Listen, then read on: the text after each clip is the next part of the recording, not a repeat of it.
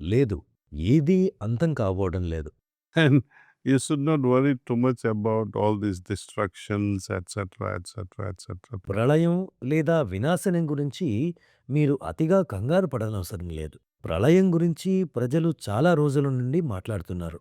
అది దగ్గరలో లేదు. కాబట్టి ఎక్కువగా ఆందోళన చెందకండి. And even if you worry, what can you do anyway? ఒకవేళ ఆందోళన చెందినా మాత్రం మీరేం చేయగలరు? అది మీ చేతుల్లో లేదు. So l- lead a life, peaceful life, enjoy life, as if we are going to be here for thousands of years. ప్రశాంతమైన జీవనాన్ని ఆనందిస్తూ గడపండి. మీరు ఒక 1000 సంవత్సరాలు ఇక్కడ ఉండబోయేవారిలా. అలాగే బాబూజీ చెప్పినట్లు మరుక్షణమే మరణించబోతున్నట్లుగా కూడా జీవించండి. అదొక వైరుధ్య భావన. నేను మాటల గారడీ చేయడం లేదు. మరొక 1000 సంవత్సరాలు జీవించబోతున్నట్లుగా ఆనందంగా ఉండండి అనడంలో నా ఉద్దేశ్యం ప్రశాంతంగా జీవనాన్ని గడపండి అని. అతిగా ఆందోళన చెందకండి. బాబూజీ చెప్పినట్లు మరుక్షణమే మరణించబోతున్నట్లుగా జీవించండి అనే మాట యొక్క ఉద్దేశ్యం లక్ష్యం యొక్క ప్రాముఖ్యతను, ఆవశ్యకతను గుర్తించడం.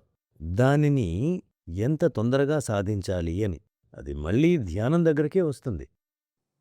How sincere are we with our practice?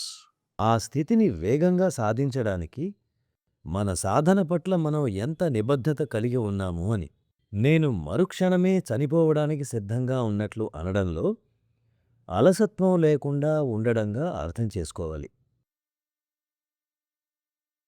మన సోదర సోదరీమణులందరికీ నేను చెప్పేది ఏంటంటే, ప్రపంచంలో జరుగుతున్న వాటి పట్ల ఎక్కువగా ఆందోళన చెందకండి.